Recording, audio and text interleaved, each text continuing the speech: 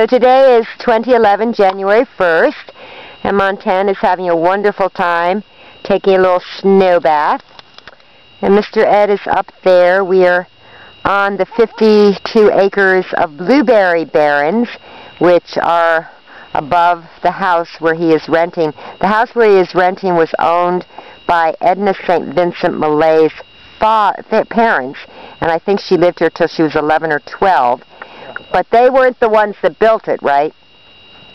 I don't know. Yeah. How old is the house? No. This house predates 1850. Yeah, the house predates 1850. In 1892. They moved in 1892. She was less than a year older. Yeah, so she lived here from the time she was about a year old to 11 or 12, and she even cut her initials before they moved out in one of the beams. And so Eddie feels very inspired by living up here. And today it is... We've had our conversation. Ed said that he and Edna had their conversations. I think he's channeling her, frankly. But anyway, he's been very inspired by living up here, as anybody would be. You can see 360 degrees. This facing the sun now is southwest, more west really, more than south. And that way is the Atlantic. In the front, you can see some of the islands on a clear day. Wow, I didn't know you could see the ocean, or the bay. Yeah. Anyway, as you can see all the way around. And today, there is such silence here. It is so beautiful. There isn't even a breeze. And Montana's having a really good time. And all these brown areas you see are the blueberries, and that are higher than the other areas. But this is a very fertile, very productive... Montana's eating new growth from that little tree there. Very good girl. Yes, we know survival skills. She won't eat wild strawberries though. That's carbohydrate. Look at her. Complex carbos. That is a primal knowing. I love it when she does things like that. Just beautiful. Let me see if I can zoom in. Sometimes when I zoom in it pixelates too much, so I don't think I will. So anyway, Eddie, you want to take the camera and just take a little movie of me? Just a little bit? You may have to talk close if you don't know. Yeah, is that very close? There you go. You can talk right into it. But is that fairly close, Eddie?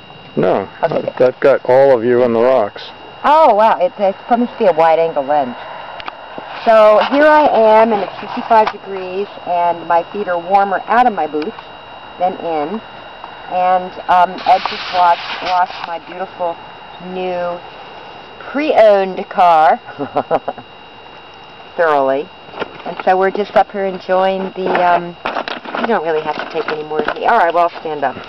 I'm going to stand, say hello to my granddaughters, if they are even interested in viewing. There's Katharine. There's Grandma Katharine. Okay. Grandma Katharine has no boots on and is on rocks. And I want to talk about these rocks. Yep, there they are. These rocks are wonderful. They've just been, over the decades, thrown here from the top of this, we'll call it a mountain. How many how many feet above sea level are we here? About, do you think? 550. 550. So when that tsunami starts coming across from, where is it? Off actually, Africa? if I'm panning over to the top of the hill, that's 600 feet right there. Okay, and way up there, what is that behind you? And that one is over. That's like 640. So that's where I'll be drinking my bottle of tequila, up there when the tsunami keeps coming in. Yeah. Up there. And this hill here, which is what I'm pointing at now, is actually Clary Hill. Okay. And this one... This area here is called Millay Corner, and even though it's Clary Hill Road, it is not officially the Clary Hill. Well, getting back to the rocks, Ed was pointing out to me, because I was looking at all the beautiful water-washed rocks, you know, from being underwater, and I said, well, gee, maybe that's from the ocean, but he also pointed out to me, of course, when we had our last ice age and the glaciers started melting, everything was just in turmoil, and that's why you see sharp edges everywhere.